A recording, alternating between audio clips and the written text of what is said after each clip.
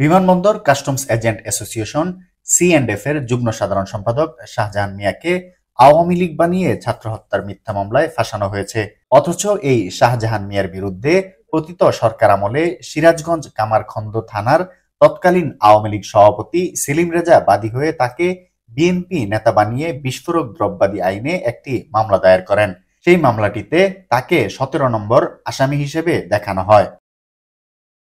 অপরদিকে ২০২৩ সালে দুর্নীতি দমন কমিশনেও তার বিরুদ্ধে মিথ্যে অভিযোগ দায়ের করেন আওয়ামী লীগের ওবায়দুল করিম নামের এক ব্যক্তি।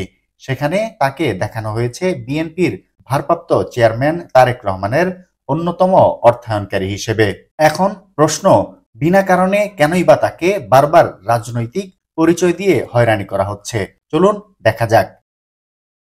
কাস্টম হাউস এজেন্ট হচ্ছে শুল্ক স্টেশনে প্রবেশ বা প্রস্থান কিংবা পণ্য আমদানি বা রপ্তানি সংক্রান্ত যে কোনো ব্যবসার লাইসেন্স প্রাপ্তদের বলা হয় কাস্টমস এজেন্ট। লাইসেন্স প্রাপ্তদের মধ্যে অন্যতম একজন হচ্ছে এই শাহজাহান মিয়া, যিনি প্রায় ৩০ বছর ধরে সি&এফ এর ব্যবসা করে আসছেন। তাদেরই সংগঠন কাস্টমস এজেন্ট অ্যাসোসিয়েশন। এই সংগঠনটি সম্পূর্ণ অরাজনৈতিক একটি সংগঠন। কাস্টম এজেন্ট অ্যাসোসিয়েশন সংগঠনটির বিভিন্ন পদে একাধিকবার তিনি নির্বাচন করেন। সর্বশেষ যুগ্ম সাধারণ সম্পাদক পদে দুবার বিজয়ী হয়েছেন শাহজাহান মিয়া। এটি যেন তার জন্য কাল হয়ে দাঁড়িয়েছে। তারপর থেকেই একটি কুচক্রী মহল তার বিরুদ্ধে উঠে পড়ে লেগেছে। তাকে প্রতিপক্ষ বানিয়ে বিভিন্ন রাজনৈতিক ট্যাগ লাগিয়ে নানাভাবে হয়রানি করে এই বিগত আওয়ামী লীগ সরকারের আমলে ভাবেই দোষী প্রমাণিত করতে না পেরে পতিত সরকার পতনের পর ব্যবসায়িক কার্যক্রমে বাধা সৃষ্টি করতে উদ্দেশ্য প্রণোদিতভাবে ছাত্র জনতা হত্যা মামলায় ফাঁসানো হয় তাকে। এখানেই ক্ষান্ত হননি চক্রান্তকারীরা। বিভিন্ন গণমাধ্যমে মিথ্যে ও বানোয়াট সংবাদ উপস্থাপনের মাধ্যমে বিভ্রান্তিকর তথ্য দিয়ে ভুল সংবাদ প্রকাশ করে আসছে কুচক্রী মহলটি। মিথ্যে মামলা প্রত্যাহার ও গুজব তথ্য দিয়ে সাজানো সংবাদ প্রকাশের প্রতিবাদে মানববন্ধন করেছে সি&এফ এজেন্টরা। মানববন্ধনটিতে অংশগ্রহণকারীরা বলেন, সিনথিয়া ট্রেড ইন্টারন্যাশনালের কর্ণধার মোহাম্মদ শাহজাহান মিয়া একজন প্রতিষ্ঠিত ব্যবসায়ী। তিনি ছাত্র জনতার আন্দোলনে পানি ও বিভিন্ন খাদ্য বিতরণ করেছেন বলে জানান। কিন্তু সরকার পতনের পরই তার বিরুদ্ধে উঠে পড়ে লেগেছে চক্রান্তকারীরা।